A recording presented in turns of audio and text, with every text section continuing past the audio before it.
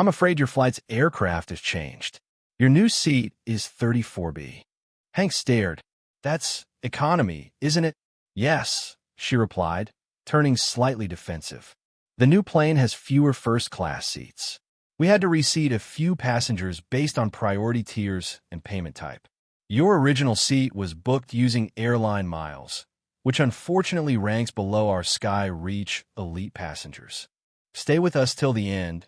Don't forget to hit the subscribe button and leave a comment below. At Gate 37 of Portland International Airport, Major Henry Hank Dawson arrived early, carrying a small leather duffel and a rolled newspaper tucked under his arm. At 87, his steps were slower, but his posture still reflected the decades of discipline engraved into his frame from his service in the Army's Elite Rescue Division. He was a Medal of Honor recipient, though he rarely mentioned it, and when he did, it was to shift the spotlight toward his lost brothers in arms. He was flying to Washington, D.C., for a national ceremony honoring distinguished veterans. His granddaughter, First Lieutenant Elena Dawson of the Air Force, had spent months preparing for the trip. She had scraped together airline miles and part of her deployment savings to book him a first-class ticket with Sky Reach Airlines. Seat 1, a wide-window luxury perch meant to ease his chronic back pain from an old spinal injury. The ceremony meant everything to her. "You deserve to fly like the hero you are, Grandpa," she'd said when handing him the printed itinerary. Hank passed security with ease and made his way to Gate 37, where two agents, Monica, a sharp-looking woman in her 40s, and Jason, a nervous younger man, were managing the boarding counter. Passengers swirled around in the usual airport fog of announcements, suitcase wheels, and fast food wrappers. Hank waited in the priority line with his neatly folded boarding pass in hand. When it was his turn, Monica scanned the pass, frowned, and typed something quickly. Just a moment, Mr. Dawson," she said, her voice neutral but clipped. Jason leaned over. Monica showed him the screen. He shifted awkwardly, but said nothing. Then, with a few more keystrokes, she printed a flimsy white ticket. "I'm afraid your flight's aircraft has changed. Your new seat is 34B. Hank stared. "That's economy, isn't it?" "Yes," she replied, turning slightly defensive. "The new plane has fewer first-class seats. We had to reseat a few passengers based on priority tiers and payment type. Your original seat was booked using airline miles, which unfortunately ranks below our Sky Reach elite passengers." Hank blinked slowly. "I've had this reservation for months. I'm traveling to the White House for an official Medal of Honor event. It's noted in my record." Monica didn't flinch. "Sir, I understand it's frustrating, but policies apply across the board. 34B is your new seat. You can contact customer support afterward for compensation." The words stung more than the downgrade itself. Hank took the pass. Middle seat, economy. From a place of honor to the back row. No apologies, no exceptions. He stepped aside, slumping gently onto a waiting chair. He said nothing. No one seemed to notice the metal pinned inside his wallet, the back brace under his shirt, or the weariness in his eyes. But Elena had given him something else, a small card. "If anything goes wrong, Grandpa, call this number. It's Sky Reach's Hero Liaison Desk. They promise to help if there's ever an issue." He'd smiled when she gave it to him, not thinking he'd ever need it. Now, he reached into his wallet and stared at the number. Then, with a sigh, he dialed. The phone barely rang twice. "Sky Reach Airlines Hero Liaison Desk. This is Rachel speaking. How may I assist you today?" Her voice was calm, clear, and strikingly human, so unlike the usual robotic maze of automated responses Hank had learned to expect. He sat straighter in his chair. "Yes, hello. My name is Major Henry Dawson. I'm scheduled to fly today on Sky Reach Flight 392 from Portland to Washington, D.C. I was booked in Seat 1A, first class, but I've just been reassigned to 34B due to, I'm told, an aircraft change." A pause. Typing. "Thank you for your service, Major Dawson," Rachel said, her voice immediately shifting from transactional to sincere. "Let me verify your booking. Could you confirm your reference number and gate location?" He read from his printout and glanced at the gate signage. "Gate 37. Got it. Please give me a moment." The line went quiet except for the gentle clatter of keys on a distant keyboard. Hank waited, watching the flow of passengers gathering at the boarding area. His boarding group wouldn't be called for at least half an hour, but the damage to his dignity had already landed hard. Rachel returned. "Major Dawson, I've reviewed your booking, and I see the downgrade. While the equipment change is legitimate, it appears your reseating was not handled in accordance with our protocol for decorated service members, especially those traveling for official ceremonies." Hank's eyes narrowed slightly. "So, this is being escalated immediately. Please remain at gate 37. You'll be contacted shortly. Thank you again, sir. And thank you for making the call." The line disconnected. Hank stared at the phone. Escalated immediately. He'd heard that before. Usually just code for a generic apology email and a discount voucher. Still, something in Rachel's tone gave him pause. It wasn't scripted. It was urgent. 5 minutes passed. Then 6. Boarding for Group A began. Passengers with wheelchairs, children, and active duty service members were already lining up. Hank stayed seated, quietly folding his ticket into a perfect rectangle between his fingers. Exactly 8 minutes after the call ended, the air at gate 37 changed. Suddenly, a ripple moved through the crowd. Heads turned, passengers parted instinctively. A small entourage of 4 people briskly approached, cutting through the terminal with military-like precision. Their navy blue sky reach badges swung from lanyards around their necks. At the front was a tall, silver-haired man in a tailored navy suit, sweat dotting his forehead despite the cool terminal air. Behind him, 2 vice presidents, operations and guest services, walked with tight-lipped urgency. A 4th, younger woman spoke quickly into a headset. Monica and Jason at the gate podium froze. The man in front, the one moving with a mixture of purpose and concern, approached the podium and didn't even slow down. "Where is he?" he asked, scanning the area. Monica blinked. "Sir, Major Henry Dawson. Where is he?" Jason timidly raised a hand and pointed. "Over there, near the window." Hank looked up just in time to see the man standing over him. "Major Dawson," the man said, catching his breath slightly. "My name is Benjamin Cole. I'm the president of Sky Reach Airlines." Hank raised an eyebrow. "Mr. Cole." "Sir," Cole said, kneeling slightly to eye level, "please allow me to offer my deepest apologies for what happened at this gate. What occurred here was a breakdown of our values, our protocol, and frankly, our humanity." Hank didn't say a word. He didn't need to. Cole gestured behind him toward Monica and Jason, who now stood pale and silent at the podium. "You were downgraded because a policy was misinterpreted. Your service, your purpose of travel, your dignity, all of it should have been upheld. That was our failure." Hank sighed, setting down the folded ticket on the seat beside him. "It wasn't just about comfort, Mr. Cole. It was about respect. And we failed you," Cole said, his voice taut but genuine. "But we're going to fix it, starting now. Your original seat has been restored. Flight 392 will be delayed, if necessary. And if I must bump a board member or take a seat in cargo myself, you will travel to Washington in the comfort you deserve." Cole stood up and straightened his jacket. "Additionally, your entire round-trip journey and any future flights you or your family take with SkyReach will be fully complimentary at our highest service tier." Monica audibly gasped behind the podium. Jason looked down at the floor, visibly ashamed. Cole turned to the younger vice president, who was now nodding into a headset. "Reassign seat 1A to Major Dawson immediately. Escort him personally. And Monica," he said, now turning cold, "you and your supervisor will meet me in my office when this aircraft is airborne." He turned back to Hank. "Is there anything else we can do for you today, Major?" Hank gave him a weary but grateful smile. "Yes. Just make sure no other vet has to go through what I did." Cole nodded. "You have my word." Major Hank Dawson was ushered on a flight 392 not by a flight attendant, but by Sky Reach Airlines' top brass themselves. Passengers already settled in first class looked up in mild confusion as the airline president personally pulled open the cabin curtain and gestured Hank towards seat 1A. A tall man in his 40s, likely a high-ranking executive, stood up without hesitation and offered his seat. "No need," Hank said quietly. You don't have to give it up. The man smiled. Sir, if anyone deserves this seat today, it's you. He moved without another word. Hank eased down into the wide leather chair. It was more than comfort, it was restoration. His fingers traced the edge of the armrest, then instinctively touched the small metal case still tucked in his breast pocket. Cole, standing in the aisle, nodded once more. You're all set, Major.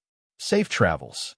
As he exited the cabin, Cole whispered something to the lead flight attendant, who quickly relayed orders to the crew. Every member on board, captain to steward, would be aware of who was sitting in 1A today. The curtain closed. For the first time in an hour, Hank exhaled. He glanced around, briefly catching the eyes of other first-class passengers. Some recognized him from news clippings or military forums. Others just sensed something important had occurred. A few offered quiet nods of respect. No one asked for photos or autographs. The aircraft began to taxi. Outside, dusk settled over Portland. As the wheels lifted off the runway and the plane climbed eastward, Hank felt the tension in his shoulders begin to ease. The ache in his back remained, but there was warmth in his chest, a calm only restored dignity could provide. As the plane reached cruising altitude, a flight attendant brought over a warm towel and a cup of coffee. Mr. Dawson, she said gently, if there's anything at all you need during the flight, please let me know. We're honored to have you on board. He nodded, raising the cup in silent thanks. An hour passed. Then two. The cabin dimmed and grew quieter. Most passengers reclined or slipped into the soft hum of engine-induced slumber. But Hank remained awake, watching the clouds drift by 30,000 feet. He thought of his brothers from Vietnam, the firefight in Phu Bai, the medic who pulled him back from the edge, the young radio man who didn't make it. He thought of Elena, his granddaughter, and her fierce determination to make this trip perfect. He thought of Monica's face when she realized who he was, and how little it had changed her attitude until it was too late. What if he hadn't made the call? What if he'd simply taken a seat in 34B, tucked his pride in beside him, and endured the flight? How many veterans had done exactly that? He reached into his wallet and pulled out the little card Elena had given him, the one with the hero liaison number. His thumb rubbed against the inked words like a memory made tangible. He folded it and put it back. Hours later, Flight 392 touched down at Dulles International Airport under a velvet sky. The landing was smooth. The cabin lights blinked on. Passengers stirred and stretched. But unlike standard procedure, the captain made a special announcement before disembarkation. Ladies and gentlemen, we'd like to take a moment to recognize a distinguished guest on board today, Major Henry Dawson, Medal of Honor recipient, who is traveling to Washington for a national ceremony honoring our nation's most heroic servicemen and women. It's our privilege to have you flying with us, sir. Polite applause broke out in the cabin, some enthusiastic, some subdued. Hank, ever modest, gave a slight wave and lowered his head. As the plane docked, a Sky Reach Airport liaison waited just outside the jet bridge, holding a sign with Hank's name in bold print. She greeted him with a salute and escorted him past the bustling gates, straight to a waiting black car arranged by the airline. Inside the car, Hank finally allowed himself to relax. Straight to the Hay Adams Hotel, sir? The driver asked. Yes, Hank replied, voice low. I have a long day ahead. At the White House ceremony the next afternoon, Hank stood tall in full dress uniform. Elena joined him on the south lawn, her eyes sparkling with pride. The president shook his hand, whispered something personal, and pinned a ceremonial ribbon to his lapel. The nation applauded. No one there knew about Gate 37. No one knew about Monica or the middle seat or the quiet moment of humiliation. And Hank never told them. But back in Oregon, changes were already underway. Sky Reach's internal systems were updated. A new flag was added to all reservations linked to decorated veterans. Mandatory empathy training was scheduled for all gate agents. Monica had been reassigned to a non-customer-facing role. Jason had submitted a report that would later result in a commendation. The company called it the Dawson Directive, and within days, it became standard protocol across all U.S. terminals served by Sky Reach Airlines. News of what had happened at Gate 37 didn't stay quiet for long. Though Hank never spoke of the incident to anyone outside of Rachel at the Hero liaison desk and the airline president himself, someone else did. A passenger in the boarding line, who had noticed the sudden arrival of executives and later learned the identity of the man in seat 1A, posted a thread on a veterans forum titled, "Sky Reach nearly downgraded a Medal of Honor hero until this happened." The post went viral overnight. Thousands of veterans, military families, and service members shared the story across platforms. The thread was filled with comments ranging from rage to respect, anger at the initial treatment, but also admiration for the swift and direct response from the airline's leadership. By the next day, the hashtag #HonorHank trended across social media. News outlets began to pick it up. Some headlines read, "Airline President Intervenes in Gate Incident with Decorated War Hero." Veteran almost lost his seat, but what happened next changed everything. Sky Reach Airlines issued an official statement. "We regret a serious lapse in protocol involving Major Henry Dawson, a decorated American hero.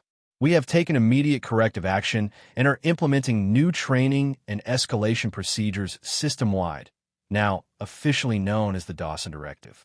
Inside Sky Reach headquarters, Rachel Myers was summoned to a boardroom meeting. Instead of being reprimanded for escalating the case, she received a standing ovation from senior leadership. Her swift recognition of the situation and composed handling of a liaison call was hailed as a textbook example of employee initiative and moral clarity. "Rachel," Benjamin Cole had said during the meeting, "you didn't just save a customer. You helped this entire company remember who we are supposed to be." Monica, on the other hand, sat in a much smaller office with HR the same day, facing an entirely different conversation. Her tone at the gate, her rigid adherence to policy without empathy, and her failure to recognize both the protocol and the man in front of her cost her the trust of leadership. While she wasn't terminated, she was quietly transferred to a behind-the-scenes logistics role with an opportunity for retraining, should she wish to earn her way back. Jason, the younger gate agent, was called in for a separate meeting. When asked why he didn't speak up, he admitted to feeling intimidated by Monica's authority and unsure whether stepping in would have made a difference. "You hesitated," the VP of Customer Experience told him, "but you saw something was wrong. And later, you made sure it was known. That matters." Jason was reassigned to a mentorship program for rising employees and given a written commendation for integrity under pressure. But the real transformation wasn't internal. It was national. Sky Reach's Dawson Directive became a model emulated by other airlines. Several carriers adopted similar flags in their booking systems, ensuring Medal of Honor recipients and veterans traveling to official functions were automatically prioritized regardless of fare class or frequent flyer status.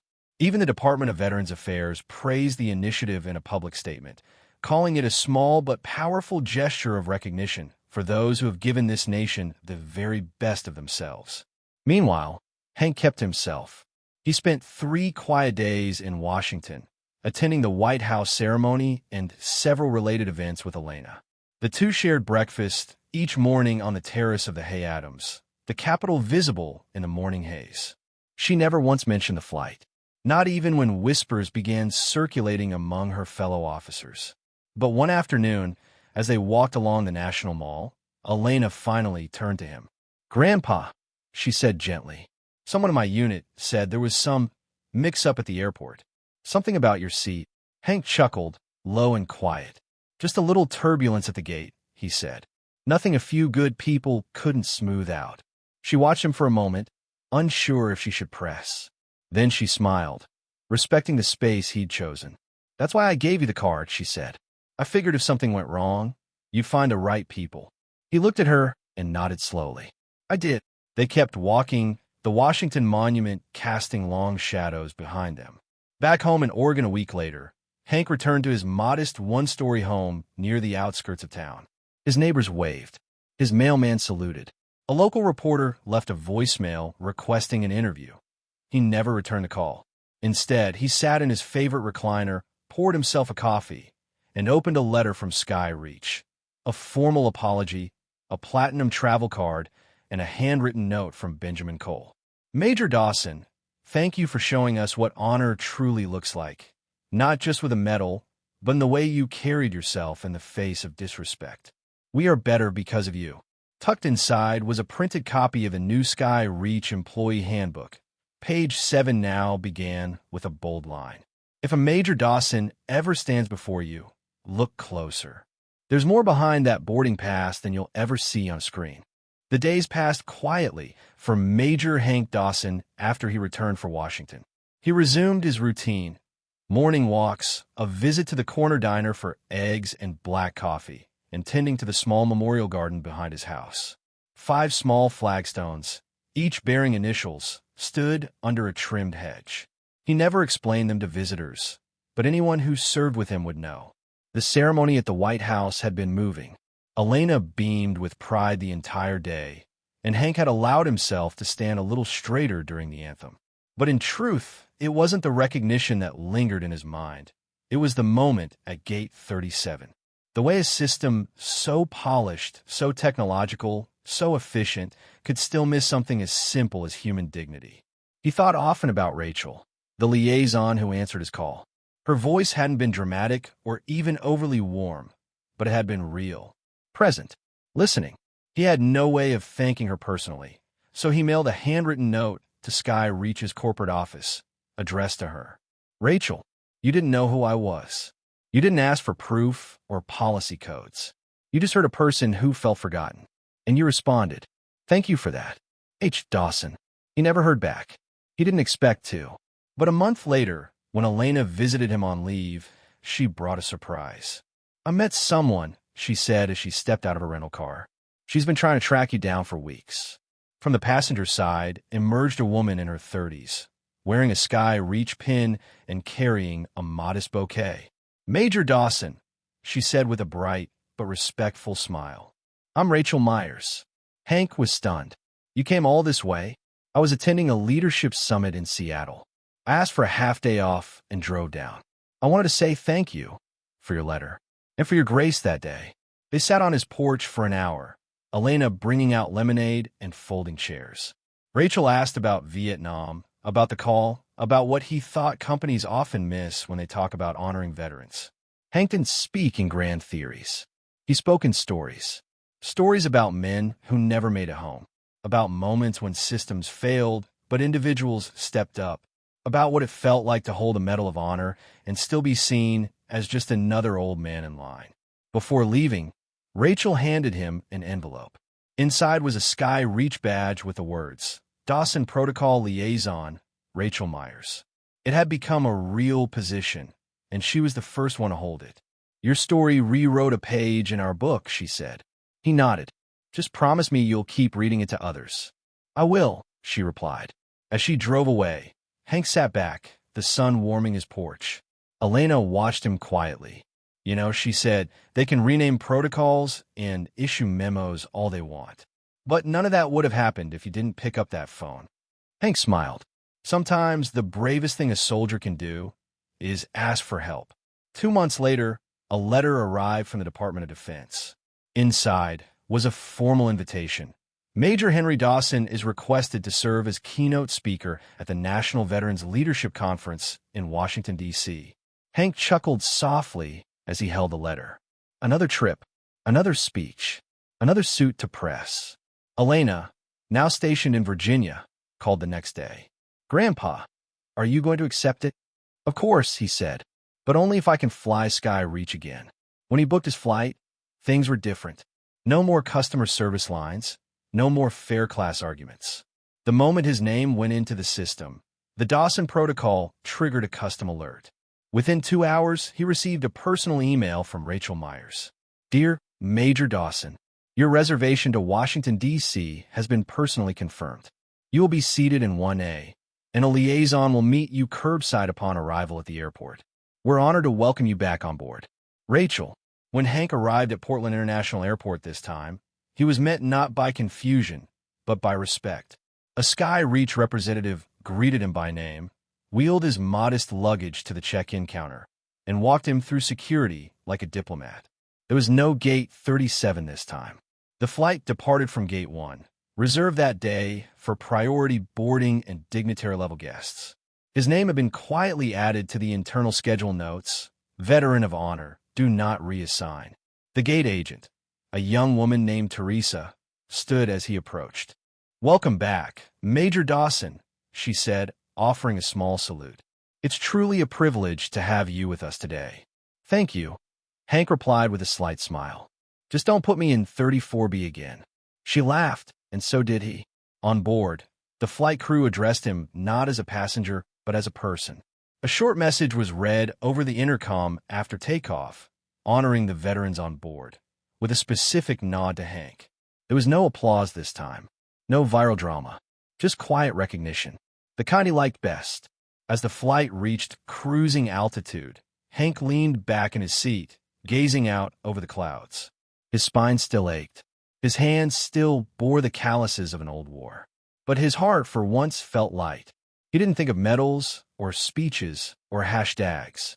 He thought of the call he'd made, the woman who answered, the man who ran to meet him, the system that bent back toward honor because one person refused to accept silent disrespect. Sometimes, all it took to shift the tide was a voice, calm but firm, saying, "This isn't right." As they descended into D.C., Hank looked out over the Potomac River, the capital shining in the early light. He was home again, not in the city, but in the spirit of a nation that, when reminded, could still honor its promises. True honor isn't measured by medals, titles, or priority boarding. It's measured by how we treat others, especially those who've sacrificed more than most will ever know. This story reminds us that dignity can be lost in the details of policy, but can also be restored by empathy, courage, and a single voice that speaks up. When systems fail, it is the individuals within them who must choose to do what's right. Respect should never be conditional, and gratitude should never be forgotten. Sometimes, all it takes to uphold integrity is the simple act of truly seeing someone. If this story touched your heart, don't forget to share it with someone who needs a reminder about respect, and subscribe for more powerful stories like this. We'd love to hear your thoughts. Leave a comment below and let us know how it inspired you. Thank you for watching.